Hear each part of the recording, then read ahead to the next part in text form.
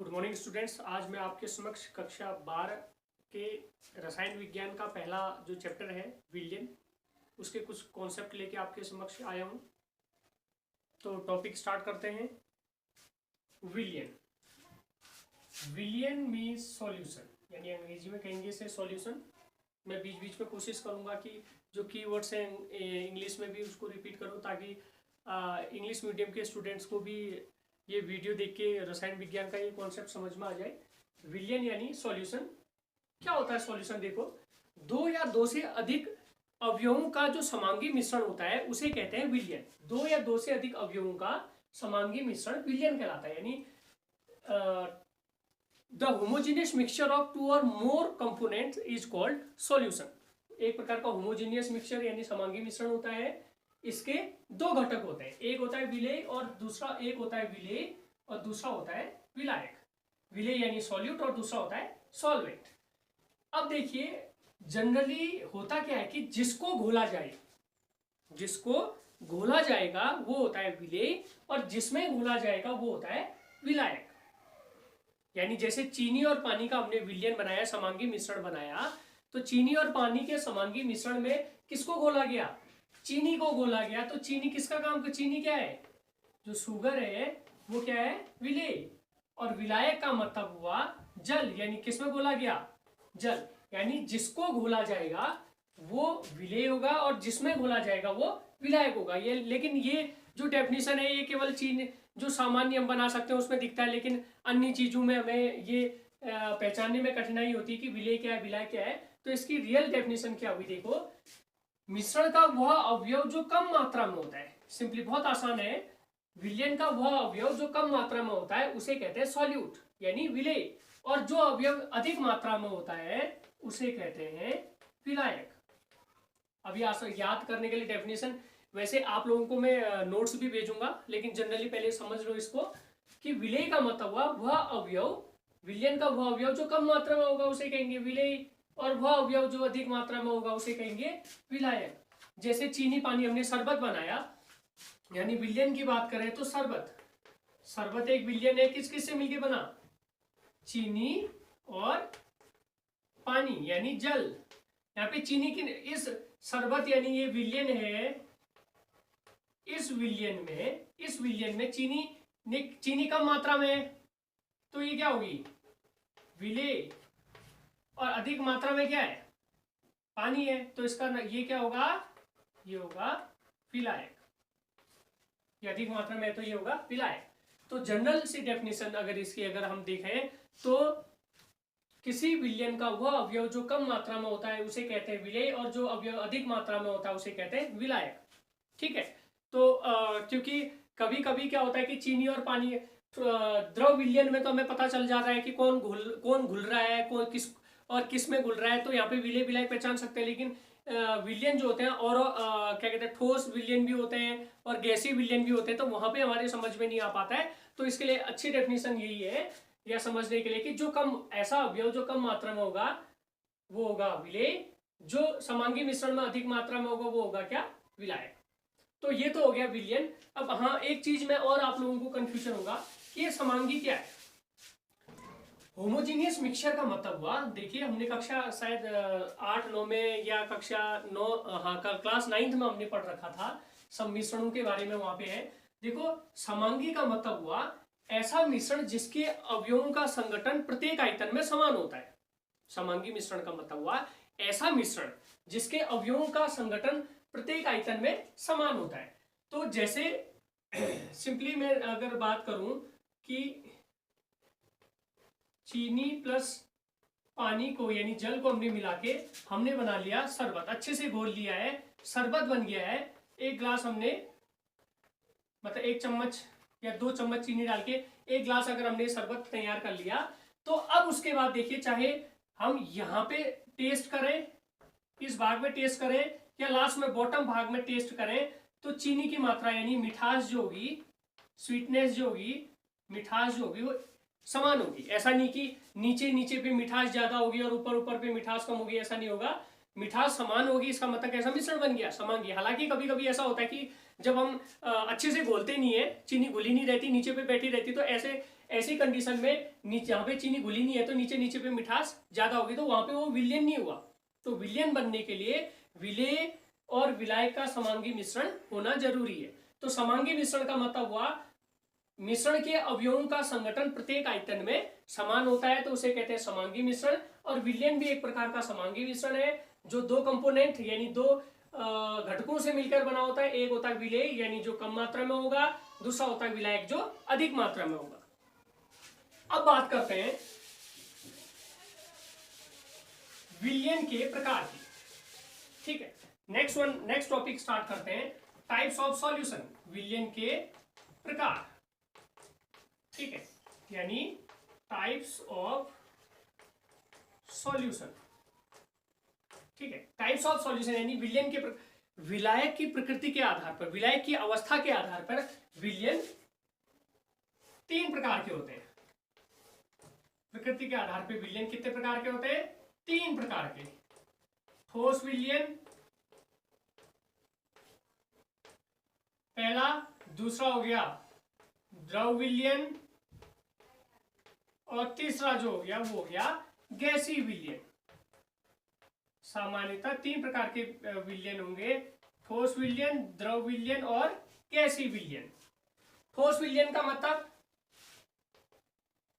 अगर ऐसा विलयन जिसमें विलायक क्या होगा? ठोस होगा तो ठोस विलयन। ऐसा विलयन जिसमें विलायक जो होगा, सॉल्वेंट जो होगा, द्रव होगा, वो होगा द्रव विलयन। और ऐसा विलयन जिसमें विलायक जो है वो गैस होगा, तो ऐसा विलयन कहलाता है गैसीय विलयन। यानी विलयन तीन प्रकार के होते हैं, ठोस विलयन, द्रव विलयन तथा गैसीय विलयन। ठोस विलयन सॉलिड सॉल्यूशन का मतलब हुआ the solution in which solvent is found in solid state या solvent is solid is called solid solution.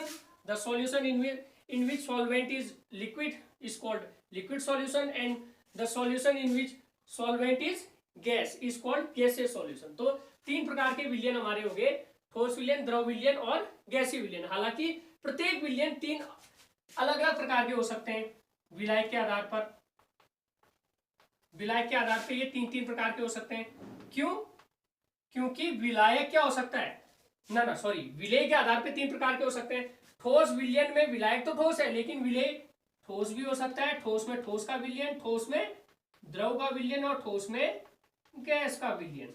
ऐसे द्रव विलयन भी तीन प्रकार का, द्रव में ठोस का विलयन, द्रव में द्रव का विलयन और द्रव में गैस का विलयन।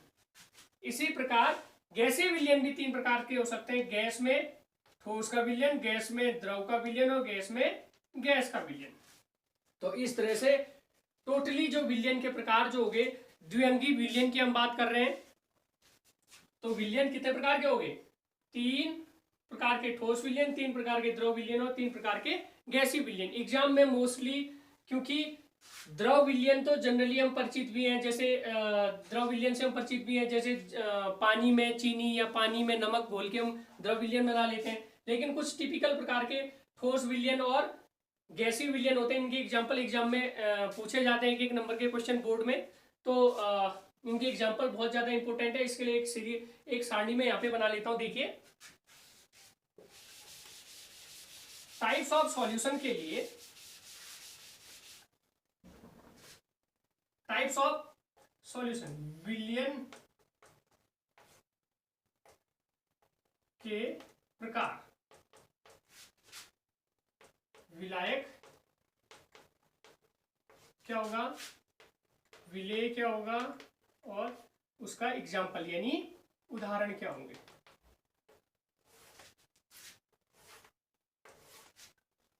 देखिए, टाइप्स ऑफ सॉल्यूशन जो है, हमें पता है सॉल्यूशन कितने टाइप्स के होते हैं। विलयन जो है वो तीन प्रकार के होते हैं। कौन कौन से? ठोस विलयन, द्रव विलयन और गैसीय विलयन। शॉर्ट में विलयन लिख दे रहा हूं मैं। विलयन पढ़िए इसको, ठोस विलयन, द्रव विलयन तथा गैसीय विलयन। लेकिन प्रत्येक विलयन 3 प्रकार का होगा।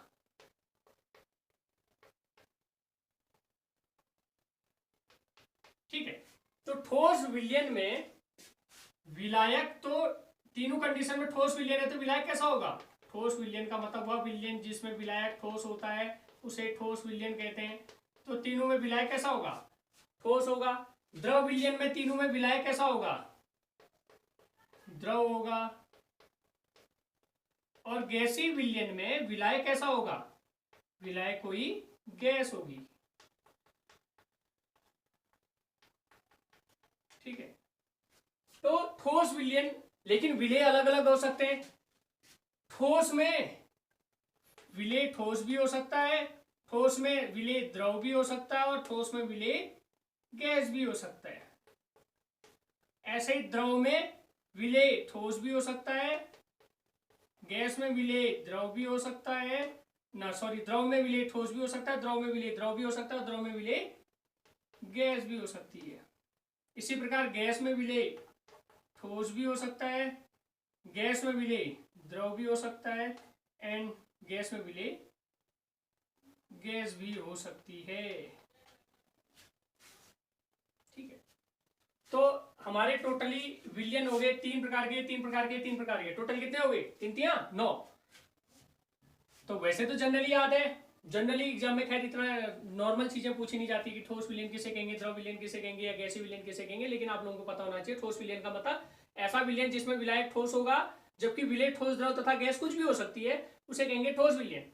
द्रव विलयन कहेंगे विलायक क्या होगा? जनरली द्रव होगी, जबकि विलेय ठोस द्रव गैस कुछ भी हो सकता है। ऐसे गैसीय विलयन में विलायक तो क्या होगा? गैस होगा, जबकि विलेय डिपेंड करता है, ठोस भी हो सकता है, द्रव भी हो सकता है, गैस भी हो सकता है। इसके एग्जाम्पल जो है बहुत इंपॉर्टेंट है। एग्जाम्पल ठोस विलयन बहुत इंपॉर्टेंट है। ठोस में ठोस का कोई एग्जाम्पल, ऐसा समांगी मिश्रण जिसमें दोनों सभी जो अवयव है वो ठोस हो, समांगी मिश्रण बनाना है। याद रख लेना, जितनी भी मिश्र धातुएं होती हैं, ठीक है, एलॉय जितने भी हुए, मिश्र धातुएं जितनी भी होंगी, पीतल, कांसा, ये सभी क्या है? मिश्र धातुएं जो सभी हैं। या हम सोने में कॉपर मिक्स कर देते हैं समांगी मिश्रण बना के। ठीक है, सोना बहुत सॉफ्ट होता है, मेलेबल और डक्टाइल मेटल है, इसीलिए ऑर्नामेंट यानी आभूषण बनाए जाते हैं। लेकिन मिश्र धातु मतलब उसमें क्या होता है कि उसमें हार्डनेस प्रदान करने के लिए, उसमें स्ट्रेंथ प्रोवाइड करने के लिए हम उसमें सोने में क्या मिलाते हैं? कॉपर मिलाया जाता है। लेकिन हालांकि बहुत ज्यादा कॉपर मिला लिया जाता है तो वहां पे सोनार को बहुत फायदा हो जाता है। वैसे भी आजकल सोने के भाव बहुत बढ़ चुके हैं। तो याद रख लेना, ठोस में ठोस का जो उदाहरण है एग्जाम में आएगा, तो ठोस ऐसा ठोस विलयन जिसमें विलायक भी ठोस, विलेय भी ठोस, तो कोई भी मिश्र धातु, पीतल, कांसा या विभिन्न धातुओं का जो समांगी मिश्रण होगा वो कैसा होगा? ठोस विलयन। अब ठोस में द्रव का जो ठोस में द्रव का जो समांगी मिश्रण होगा, ठोस में द्रव यानी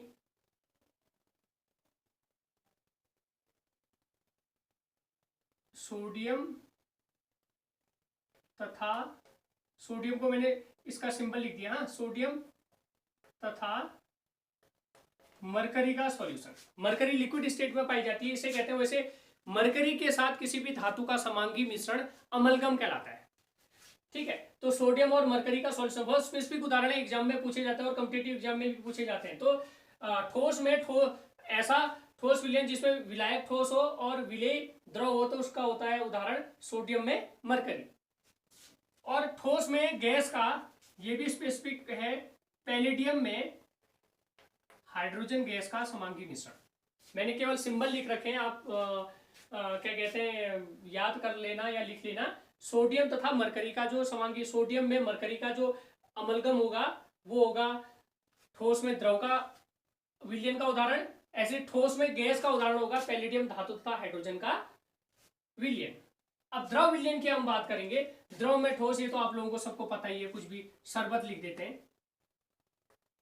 शरबत यानी चीनी पानी को या चीनी पानी को या पानी तथा नमक को, या ग्लूकोज, सॉलिड स्टेट में ग्लूकोज अगर घुलते हैं तो वो भी समांगी मिश्रण बन जाता है। वो कोई भी उदाहरण लिख सकते हैं, ये तो कॉमन है। द्रव तथा ठोस आप लोगों को आता ही होगा। लेकिन द्रव में द्रव का कोई एग्जाम्पल सजेस्ट करो। जल तथा एल्कोहल यानी ethyl alcohol, ethanol, ethanol, ethanol मतलब शराब, ठीक है। जल तथा शराब का जो शराब में जल मिलाया जाएगा, समांगी मिश्रण बन जाएगा, तो दोनों की स्टेट क्या है, लिक्विड स्टेट है, तो लिक्विड सॉल्यूशन हो गया। द्रव में द्रव का उदाहरण हो गया। ऐसे ही द्रव में गैस का उदाहरण सोचो, बायोलॉजी वाले सोचो, जितने भी जलीय जीव है वो जल में घुली हुई ऑक्सीजन का यूज करते हैं। आंशिक रूप से घुली हुई ऑक्सीजन, यानी हम लिख सकते हैं जल में घुली ऑक्सीजन, O2 लिख देता हूं, ठीक है। तो जलीय जीव जल में घुली ऑक्सीजन का यूज करते हैं। तो जल तथा ऑक्सीजन जो है वो क्या एक प्रकार का होमोजीनियस मिक्सचर बनाते हैं, जो उदाहरण है द्रव में गैस का। अब आते हैं गैसीय मिश्रण के उदाहरण में। गैस में ठोस का, गैस ज्यादा मात्रा में है, ठोस कम मात्रा में है।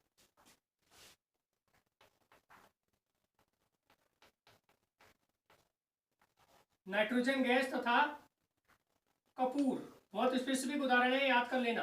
नाइट्रोजन गैस तथा कपूर का जो मिश्रण बनेगा, ज्यादा मात्रा में नाइट्रोजन गैस होगी, कम मात्रा में कपूर होगी, यानी नाइट्रोजन गैस में कपूर का जो विलयन बनेगा वो गैस में ठोस का स्पेसिफिक उदाहरण है।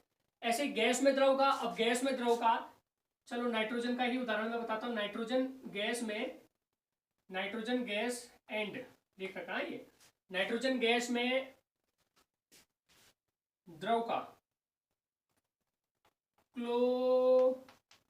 क्लोरोफार्म, नाइट्रोजन गैस में क्लोरोफार्म, क्लोरोफार्म वही जो पुरानी मूवियों में रुमाल में छिड़क के नाक में सूंघा लेते थे और बेहोश हो जाते थे आदमी। तो नाइट्रोजन गैस में क्लोरोफॉर्म का मतलब हुआ, क्लोरोफॉर्म लिक्विड स्टेट में होती है और नाइट्रोजन गैसीय अवस्था में, ज्यादा मात्रा में नाइट्रोजन और कम मात्रा में क्लोरोफॉर्म लेके एक समांगी मिश्रण बनाया। तो ये स्पेसिफिक उदाहरण है, विशिष्ट उदाहरण है गैस में द्रव का। ऐसे गैस में गैस का उदाहरण, एक चीज याद रख लेना, जितनी भी गैसें आपस में मिलाई जाती हैं वो समांगी मिश्रण ही बनाती हैं। तो गैस में कोई भी गैस मिला लो, जैसे N2 तथा O2 या N2 तथा H2, कोई भी गैस आपस में मिला लो, विभिन्न गैसों का समांगी मिश्रण लिख सकते हैं, यानी विभिन्न गैसों का मिश्रण जो होगा वो गैस में गैस का समांगी मिश्रण बनेगा। तो इस प्रकार से विलयन के प्रकार टोटली 9 प्रकार के विलयन हो गए। ठोस में ठोस का, ठोस में द्रव का, ठोस में गैस का। ऐसे द्रव विलयन, द्रव में द्रव का, द्रव में ठोस का, द्रव में गैस का। ऐसे ही गैसियस सॉल्यूशन, गैस में ठोस का, गैस में द्रव का, गैस में गैस का। तो इसके उदाहरण भी आप लोग, मेनली इसमें एग्जाम्पल जो पूछे जाते हैं, उदाहरण पूछे जाते हैं कि ऐसा मिश्रण या ऐसा विलयन लिखिए जिसमें विलायक और विलेय दोनों ठोस हो। तो उसका उदाहरण, जितने भी मिश्र धातुएं हैं, जितनी भी एलॉइज हैं, सब मिश्र धातुएं इसका उदाहरण है। ऐसे ठोस में द्रव का सोडियम धातु तथा मरकरी का जो समांगी मिश्रण बनेगा, जिसको कि अमलगम कहते हैं, उसे वो एक विशिष्ट उदाहरण हो गया। ऐसे ही ठोस तथा गैस का उदाहरण, ठोस में गैस का उदाहरण हो गया पैलेडियम धातु में, यानी पैलेडियम में हाइड्रोजन गैस का समांगी मिश्रण। ऐसे द्रव मिश्रण, द्रव विलयन तो खैर थोड़ा कॉमन है। द्रव में ठोस का ये आप लोगों को ज्यादातर पता ही है, चीनी पानी या चीनी नमक या चीनी पानी या पानी और नमक या पानी और ग्लूकोज, तो जो जल में घुलनशील हो जाते हैं, समांगी मिश्रण बनाते हैं द्रव में ठोस का। द्रव में द्रव का, जल में एथेनॉल यानी शराब, ठीक है। तो द्रव में गैस का, जल में घुली हुई ऑक्सीजन। ऐसे गैसीय विलयन में गैस में ठोस का नाइट्रोजन गैस तथा कपूर का जो समांगी मिश्रण बनेगा, ऐसे गैस में द्रव का नाइट्रोजन गैस तथा क्लोरोफॉर्म का बनेगा। ऐसे गैस में गैस का विभिन्न गैसों का जो मिश्रण होगा, क्योंकि गैसें आपस में समांगी रूप से ही मिलती हैं, तो गैसों का मिश्रण जो होगा, कोई भी गैस आप लिख सकते हैं, इसमें रटने की जरूरत नहीं है इसमें। तो किसी भी गैस का, मैंने तो यहाँ पे नाइट्रोजन और ऑक्सीजन का मिश्रण लिख रखा है, लेकिन आप nitrogen hydrogen, nitrogen oxygen, nitrogen कोई भी जो गैस है, किन्हीं दो गैसों को मिलाओगे तो समांगी रूप से मिलती है, तो समांगी मिश्रण ही बनता है। तो विलयन के प्रकार हो गए। अब अगला टॉपिक स्टार्ट होता है,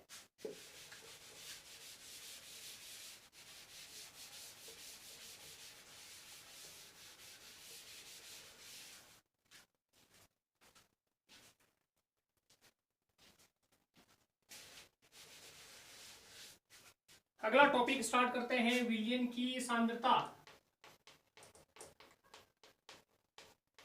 सांद्रता का मतलब कंसंट्रेशन, कंसंट्रेशन ऑफ सॉल्यूशन, ठीक है, कंसंट्रेशन ऑफ सॉल्यूशन। विलयन की सांद्रता का मतलब हुआ किसी विलयन का संगठन ही उसकी सांद्रता कहलाती है, ठीक है। किसी विलयन का संगठन ही उसकी सांद्रता कहलाती है। संगठन का मतलब कितनी मात्रा में विलेय है, कितनी मात्रा में विलायक है। तो किसी विलयन के संगठन का निरूपण जो है सांद्रता के रूप में किया जाता है। तो विलयन की जो सांद्रता है, ठीक है, किसी विलयन की सांद्रता जो है वो दो रूपों में व्यक्त की जाती है। एक होता है गुणात्मक, ठीक है, गुणात्मक रूप, क्वालिटेटिव, ठीक है, क्वालिटेटिव फॉर्म में। दूसरा मात्रात्मक रूप में, मात्रात्मक, ठीक है, मात्रात्मक मतलब क्वांटिटेटिव, ठीक है, क्वांटिटेटिव। तो किसी विलयन में उपस्थित विलेय तथा विलायक का जो संगठन है उसको सांद्रता के रूप में व्यक्त किया जाता है, या सांद्रता को संगठन के रूप में अभिव्यक्ति मिलती है। तो किसी भी विलयन की सांद्रता का मतलब हुआ जनरली किसी विलयन में कितना विलेय है, कितना विलायक है, इसका जो आकलन किया जाता है वो सांद्रता के रूप में किया जाता है। तो गुणात्मक रूप तथा मात्रात्मक रूप में किसी विलयन की सांद्रता को व्यक्त किया जाता है। तो गुणात्मक रूप में तो हम कह सकते हैं, क्या कहते हैं, कि विलयन तनु है या विलयन सांद्र है। या तनु का मतलब डाइल्यूट और सांद्र का मतलब कंसंट्रेटेड, ठीक है। गुणात्मक रूप में हम कहते हैं कि विलयन तनु है या सांद्र है। तनु का मतलब हुआ वह विलयन जिसमें विलेय की मात्रा अपेक्षाकृत बहुत कम होती है उसे कहते हैं तनु विलयन। ऐसा विलयन जिसमें विलेय की मात्रा बहुत कम होती है उसे कहते हैं तनु विलयन। जबकि ऐसा विलयन जिसमें विलेय की मात्रा अपेक्षाकृत अधिक होती है उसे कहते हैं सांद्र विलयन। अब देखिए, जनरली मैं कहूं मार्केट से किसी फल संरक्षण केंद्र से या स्क्वॉश वगैरह हम लाते हैं बोतल में जिसमें पानी मिला के पिया जाता है। स्टार्टिंग में वो सांद्र होता है, बहुत गाढ़ा। तनु मतलब ये भी कह सकते हैं हम याद करने के लिए, ये होता है पतला विलयन, और सांद्र मतलब ये होता है गाढ़ा विलयन, ठीक है। जैसे हमने एक गिलास बहुत गाढ़ा चीनी मिला के 5-6 चम्मच, वैसे स्टार्टिंग में तो गलेगी नहीं, जितनी गलती है उतना गला के देखिए, 3 चम्मच, 4 चम्मच, 5 चम्मच, एक गिलास पानी में, तो गाढ़ा विलयन बन जाएगा, ठीक है, गाढ़ा विलयन बन जाएगा। तो गाढ़ा विलयन का मतलब क्या हुआ, सांद्र विलयन। हालांकि पानी मिला के उसकी मिठास कम होते जाती है, जितना पानी मिलाओगे मिठास कम होते जाएगी, इसका मतलब वो क्या हो जाएगा, तनु विलयन हो जाएगा। तो जनरली गुणात्मक का मतलब हुआ, गुणात्मक रूप में सांद्रता दो रूपों में व्यक्त की जाती है, एक तो dilute solution and concentrated solution, तनु विलयन और सांद्र विलयन। यानी ऐसा विलयन जिसमें विलेय की मात्रा अपेक्षाकृत कम होगी, ऐसा विलयन जिसमें विलेय की मात्रा अपेक्षाकृत कम होगी उसे कहेंगे तनु विलयन।